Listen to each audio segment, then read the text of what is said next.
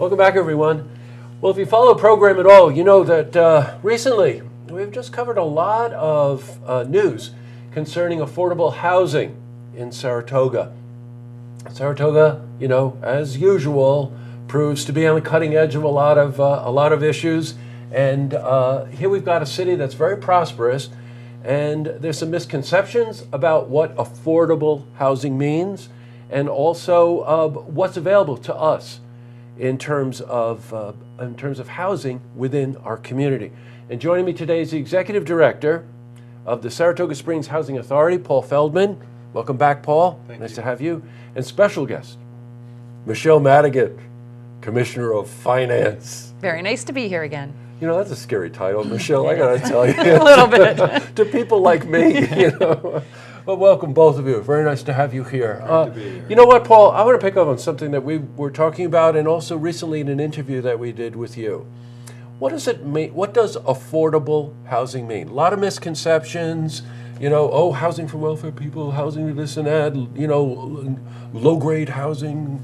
Now, affordable housing simply means that the amount of money that you pay for your housing is affordable, and the standard HUD sets for that is 30% of your monthly income. So if you're paying more than 30% of what you take home every month or what your monthly income is, then that housing is not deemed affordable for you by definition in the eyes of HUD. And that would also have something to do with your median income as well, right? Correct. You know. Well, it would be based on the municipality that you're in. Okay. So obviously that will differ from, for instance, up here in Saratoga, the area median income is going to be higher than it would be in this place, say like Schenectady, New York. Well, that's a nice criteria to put in place, because not one size fits all in that kind of situation, right? Correct. So that if you are, and I don't know about you, if you were doing the math, you hit that 30% mark very quickly when you live around here.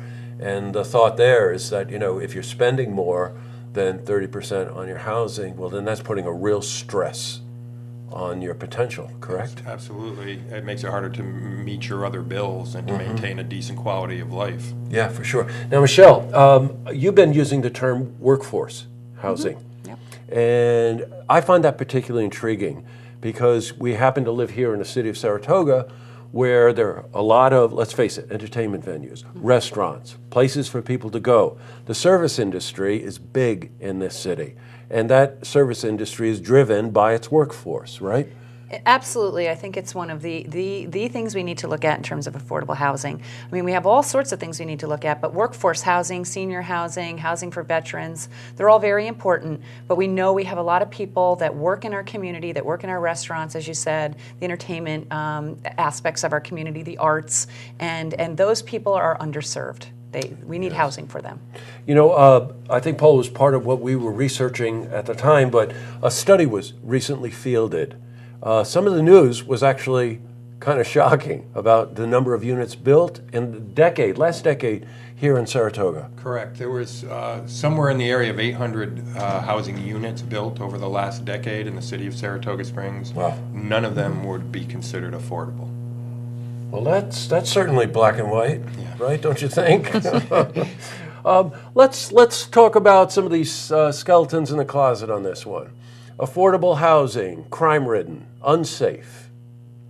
Not true at all. As a matter of fact, just a matter of 6 months ago, Greg Veach, the chief of the police in Saratoga Springs, appeared at a board meeting of mine at the Housing Authority to go over crime statistics in the city, and particularly about the Saratoga the Saratoga Housing Authority, and actually demonstrated to my board that there's actually less crime being committed at Jefferson and Vanderbilt Terrace in that small section of the quadrant of the city that they break out for their patrol than there is in the larger part of the quadrant. So there's actually less crime being committed on Housing Authority property.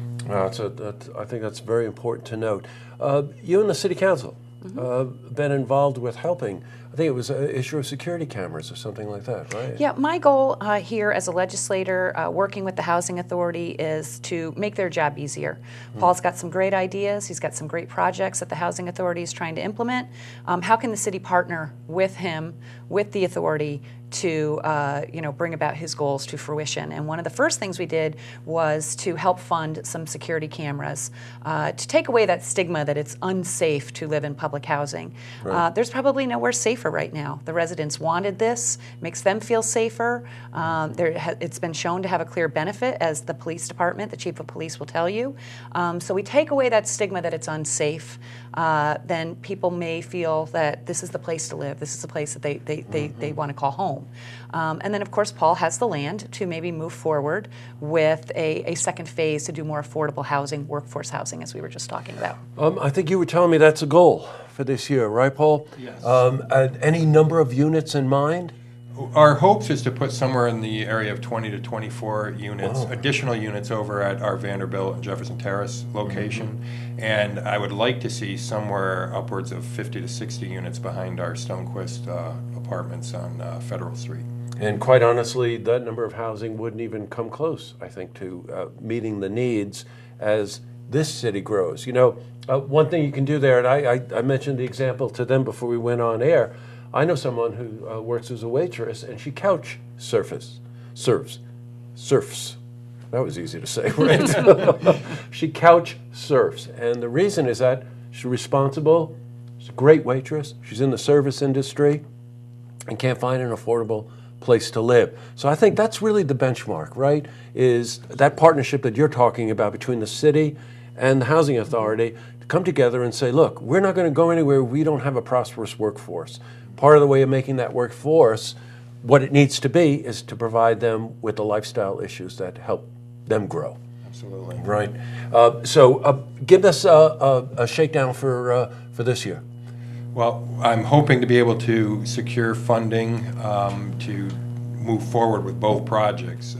The first step would be to secure the funding. Right. The Housing Authority is currently in the process of hiring a consultant to help us navigate through this process. It's a new process for the Housing Authority.